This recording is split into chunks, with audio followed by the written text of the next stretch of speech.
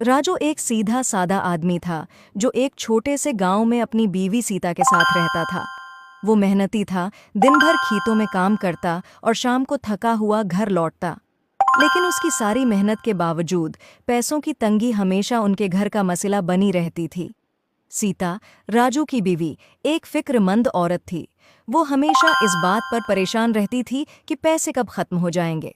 हर दिन इन दोनों के दरमियान पैसे को लेकर झगड़ा होता। राजू, तुम्हें ज्यादा पैसे कमाने की फिक्र करनी चाहिए। हम कब तक उसी तंगी में जिएंगे? सीता गुस्से में बोलती। सीता, मैं दिन रात मेहनत कर रहा हूं, लेकिन हालात हमारे बस में नहीं हैं। राजू जवाब देता, थोड़ा थका हुआ और अफसरदा। एक दिन सीता खेतों में जा रही थी और चलते चलते अचानक सीता का पांव किसी सख्त चीज से टकराया। उसने नीचे देखा तो वहां एक पत्थर रास्ते में पड़ा था। सीता ने सोचा कि कोई उस पत्थर से गिर जाएगा, तो सीता ने वो पत्थर उठाया तो उसके नीचे एक जमीन में एक पुरानी सा संदूक नजर आया। तजस्सुस में सीता ने संदूक खींचकर बाहर निकाला और खोलकर देखा तो हैरत ज़दा रह गई। संदूक में एक खूबसूरत सुनहरे रंग का लिबास था जिस पर कीमती मोती और सितारे जुड़े हुए थे। लिबास पर एक अजीब सी चमक थी, जैसे वो जादुई हो।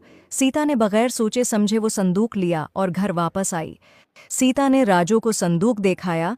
राजू ने जब वो लिबास देखा तो सोचा कि उसे बेचकर हमारे हालात बेहतर हो जाएंगे, मगर सीता को वो लिबास बहुत पसंद आया था।